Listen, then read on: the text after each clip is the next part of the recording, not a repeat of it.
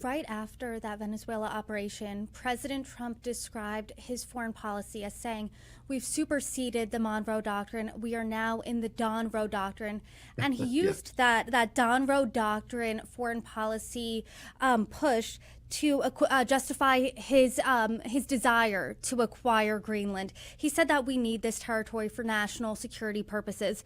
But that's not only ruffled the feathers of the people and leadership of both Denmark and Greenland, it's also ruffled the feathers of NATO countries. How do voters feel about his push for Greenland?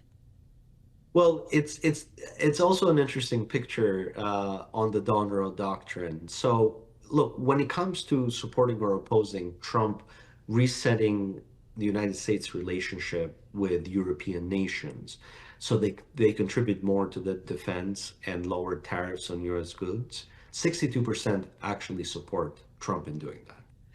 But when it comes to Greenland, only about 40% say that we should go at it alone and pursue our national security interests without bearing in mind that on the other side, it's our traditional allies in Europe and in NATO.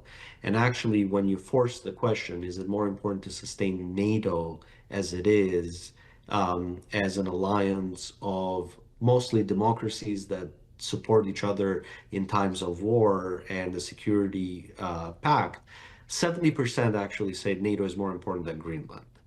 So the president, the reason why he pivoted is because the support isn't there for an outside land grab on Greenland.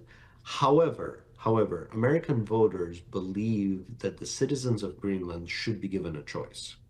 So they have a very democratic perspective in terms of what should happen. They say, don't use force, try to negotiate with the Europeans what you want, but at the end of the day, they actually believe that anything and everything, including an outcome on the extremes, Greenland staying with the Kingdom of Denmark or Greenland seceding from the Kingdom of Denmark and becoming an associated state of the United States, like Puerto Rico, or a member of the United States, should actually go through a vote and through a referendum.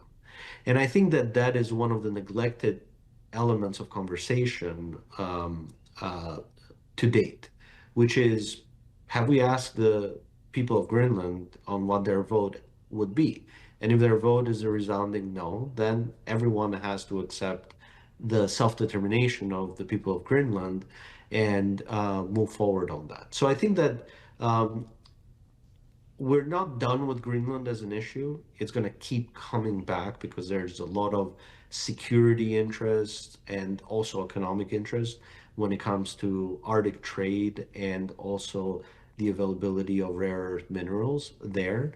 But voters are not for an extreme position on it, and they do not want to risk the NATO alliance over Greenland. And that comes across clearly in the data. That's a 70-30 split in favor of keeping NATO strong and while trying to reform how NATO does what it does and the contributions that the Europeans are putting into NATO.